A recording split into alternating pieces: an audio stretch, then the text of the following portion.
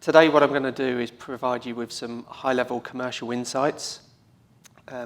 So how can you ensure that what you try to do within open banking and embedded finance actually delivers the commercial impact that you desire?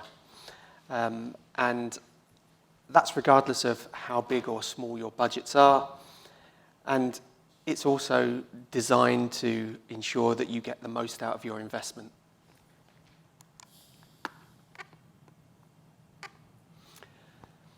So I've been in financial services for about 15 years now, and I've got a 25-year career within commercial and procurement. The last few years I've been working for a public sector client where we delivered the world's first public sector open banking product or solution. And that was a significant success, but what made it more a success was how quickly we delivered it. So when you imagine public sector, you think 6 months to 9 months is never going to happen. Actually, we delivered it much quicker than that. I assume you already all know about open banking and embedded finance because you've been here for 2 days. So really my focus is all around how we can deliver something with speed, how you can deliver something which actually is a good return on your investment. Typically, what tends to happen is there's lots of committees. You have to go and get buy-in. You have to sit in front of shareholders. Maybe you have to wait until the end of the financial year. And then you have to compete against other departments who also want funding. I hear a lot of the processes that we have to follow hold us back. I hear a lot of we can't be left behind. Everything's too slow. So what are those processes? So you've got a typical transformation process. I'll just leave it up there for a minute.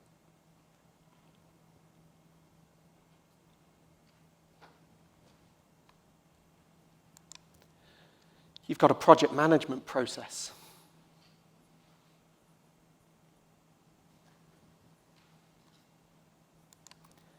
And then you've got the procurement process or the commercial process that you have to follow. There's one common theme in all of this, which is the identification of a need, defining that need, and then trying to create some value.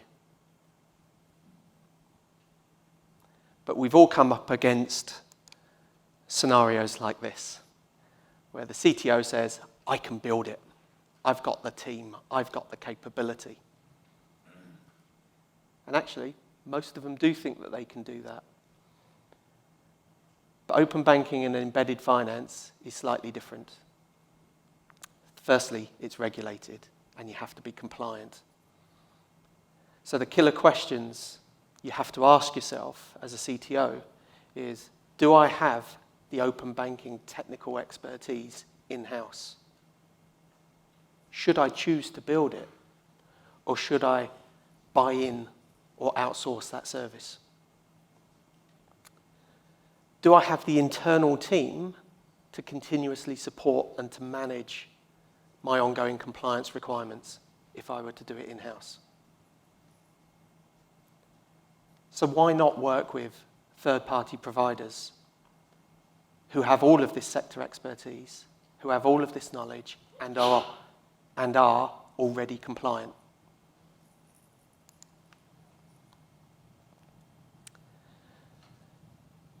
In the industries I've worked in, public sector, private sector, and in the various different components, whether that's in banking specifically or in the payment side,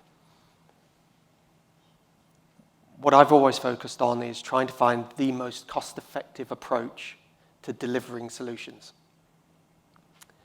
So we've heard a lot about API teams, product teams, the differences between product managers. But actually, if you step back, You've got to think about the process that you're going through and the approach that you're going to adopt. And like everything, the more you keep it simple, the easier it is to deliver.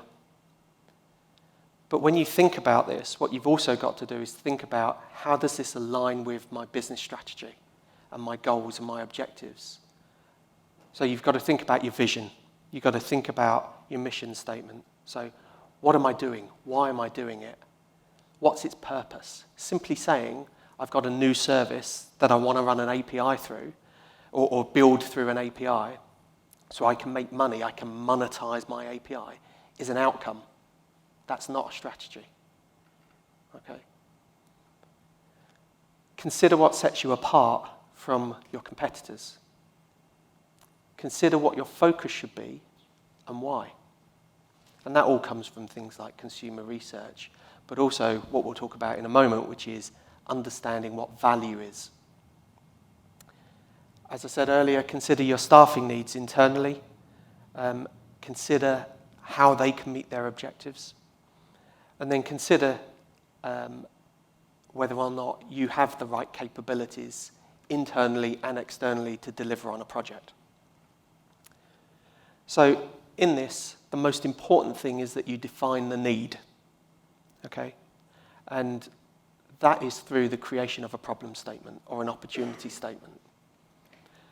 So I don't know whether some of you were here yesterday, but I gave an example of a wedding and creating a platform and then associated embedded services linked to that platform. And in that example, the customers needed insurance, okay? And on the back of that, you had buy now, pay later options, okay? So define a problem statement, make it clear, but make it singular. Determine the value. So what does the value mean to us? Where is their value? And we'll go through that in a second. And then build without barriers. Test small. Test in a controlled environment. And then launch. Okay? And how you launch and what you launch is dependent on what your problem statement is and how singular you made it.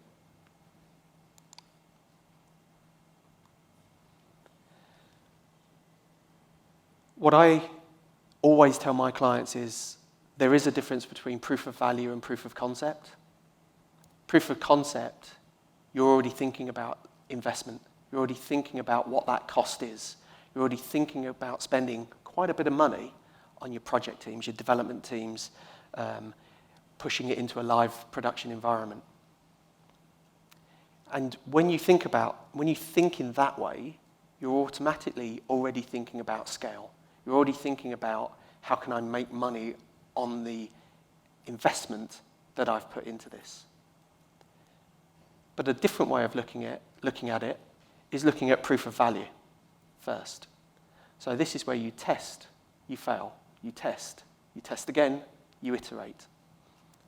And when you've got something which you can actually determine there is value there, and I know what that value looks like, then you can move into the proving the concept stage.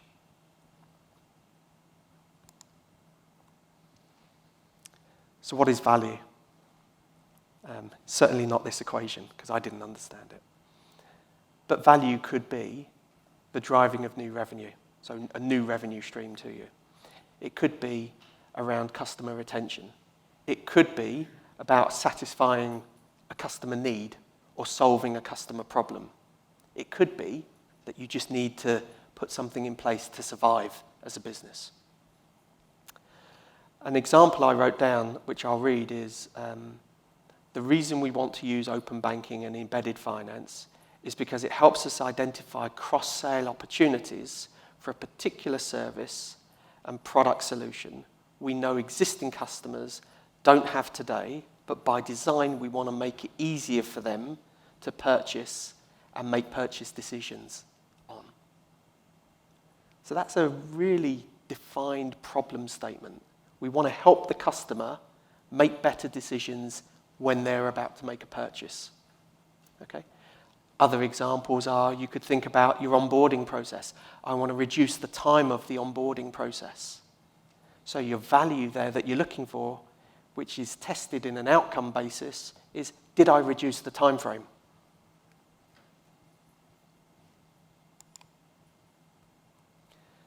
Some other examples I've listed here. So new ways to pay enables less data entry, less errors. And if I go back to my public sector client, in the first month, 12,000 new users. Reduction in internal costs, reduction in errors, reduction in call volumes because there were less errors. No internal process change. So we've not talked about actually trying to drive revenue in there at all. That's an outcome. But by virtue, you'd be driving more outcome, more revenue. Okay? I'm currently working for a client, and the client use case is quite fascinating because they currently run every single business process as a manual process, which I was quite shocked about when I first went in there. And they review data from clients, they review data from third-party software providers, and then from that data, they can assess whether a claim is valid and suitable. And there's a long time frame for that analysis.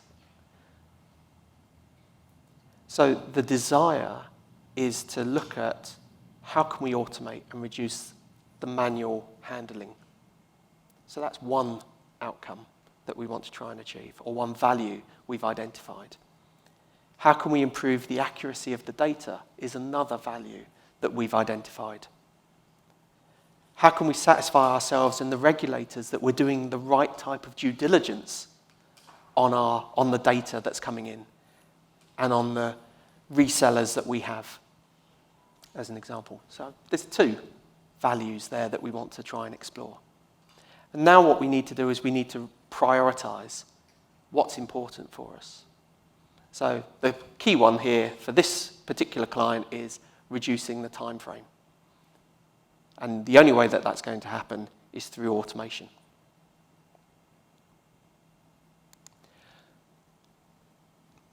This is typically me on a normal workday. When you think about how you want to create open banking or embed finance, there's so many considerations to think about. Okay, the very first thing you're told is write a business case. You know, let's go through the investment committee process. Okay, there's a procurement process if you need to outsource any of the capability, and then there's timeframes for tendering and onboarding. But actually, there are macro things as well happening. So the regulatory environment, as we've heard over the last 2 days, is significantly changing and will continue to change. The economy has changed significantly as we've become more 24/7 connected through the likes of Brexit and COVID.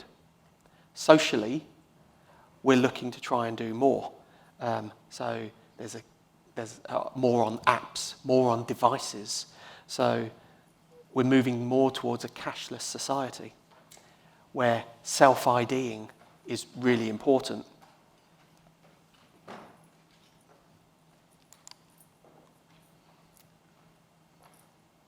So there's a future ecosystem that's out there.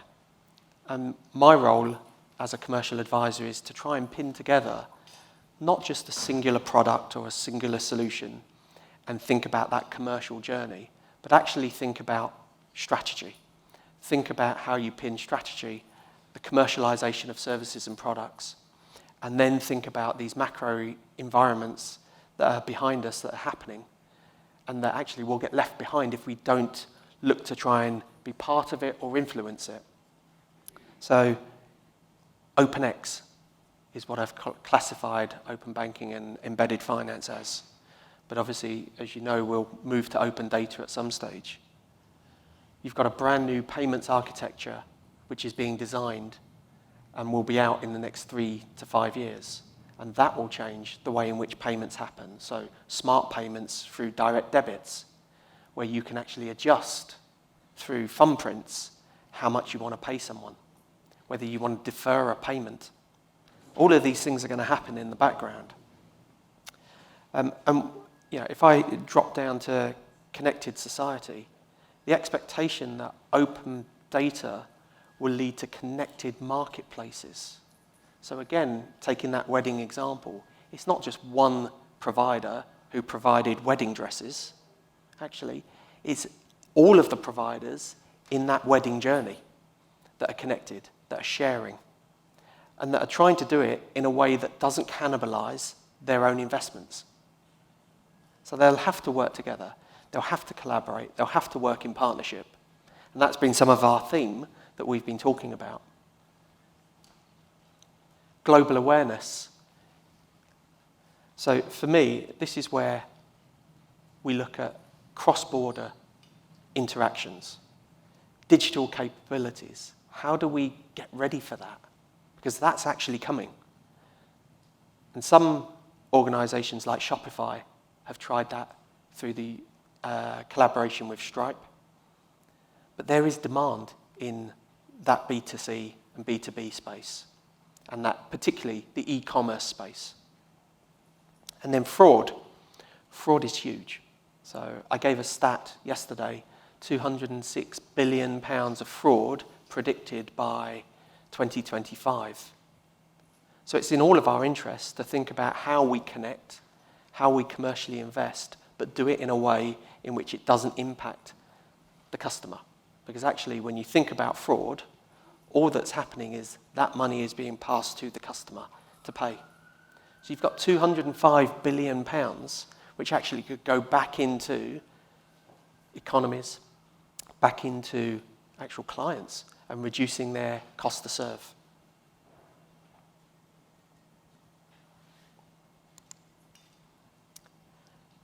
So hopefully, and I've talked really, really high level, and purposely at a high level, but I'm hoping that what you've seen over the last few minutes is a stepped approach into looking at how to look at your investment, how to go through a process, how to look at test, fail, iterate, test, and just go through that process. But do it in a small scale. Do it with a singular problem statement. Do it in such a way that actually if you fail, it's not going to cost you big transformation budgets. I've worked on programs within banks where the transformation budget was huge. And the end state, the end product or the end solution worked, but it wasn't great. I've worked on projects where you work on singular items, single delivery, and then you test it works, you prove that that value has been attained, and then you look at your other value items, and very quickly you look at how you can iterate your existing solution and include those new value points. And again, you might test, you might learn, you might fail. Okay? But it's all being done wisely and not using excessive budgets, excessive teams, project managers sitting around doing nothing, because you have to go through certain processes first and foremost. The public sector client I worked for, we delivered an end-to-end open banking solution in 9 months. That included the tender process, and if anybody understands what a public sector tender process looks like, you're looking at 6 months. So 6 months for the tender process, we delivered and went live within 3 months. Nowhere in the world has that happened again. Okay? When we launched that product, okay, we launched it in a soft launch. Nobody knew about it, not marketed at all. Today, and as you heard yesterday, we've got £7.3 billion worth of payment transactions that went through it. That meant 3.2 million transactions, 7.3 billion pounds worth of payments taken through it. It's been live now for 15 months. So I'll finish there, and hopefully that's given you some insights. And if you've got any questions, please do feel free to ask. Thank you very much.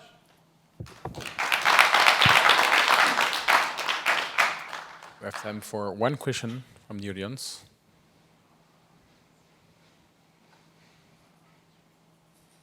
Is it a question or scratching the head, right?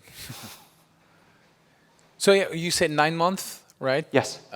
Usually, it would have been how long? 2 years minimum. 2 years? Yeah. 2 years, vast project teams.